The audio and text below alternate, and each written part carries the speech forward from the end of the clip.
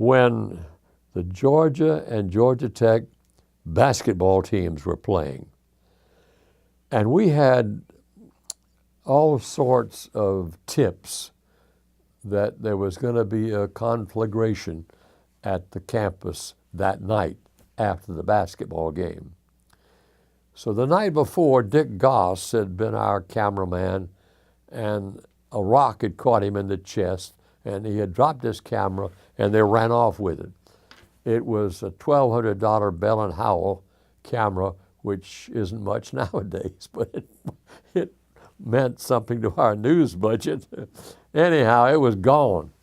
And so that was the night before. So I decided I couldn't send one of our guys out without going myself. So I led the charge. I got a great big Bell & Howell with 400-foot reel on it. Not Bell & Howell. It was, anyhow, 400-foot camera, sound camera. And a lot of good that did me. We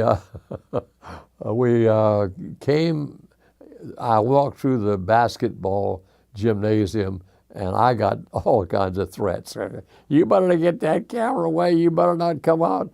And so I came out anyhow. But while I was standing on the lawn in front of the Myers Hall, I saw the fire trucks come up and a steady drumbeat of rocks that the kids were picking up and throwing them against the fire department vehicles.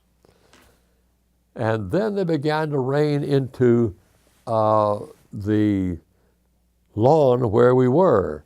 And like Dick Goss, I caught one in the chest. I had a very thick coat on at the time because it was cold out that night, and I was smart to wear the heavy overcoat and caught it without any real damage. But then I would have to confess to you that I did not turn on the bat light. The bat light is a headlight, in effect, that shines on the subject that you're trying to film. And I was too smart to turn that on, too chicken, I guess you would say. So that remained quiet, and I don't think we got any film that was any good all night. But the next thing I know, there are about 10 or 12 kids moving in on me. Get that camera, closer and closer.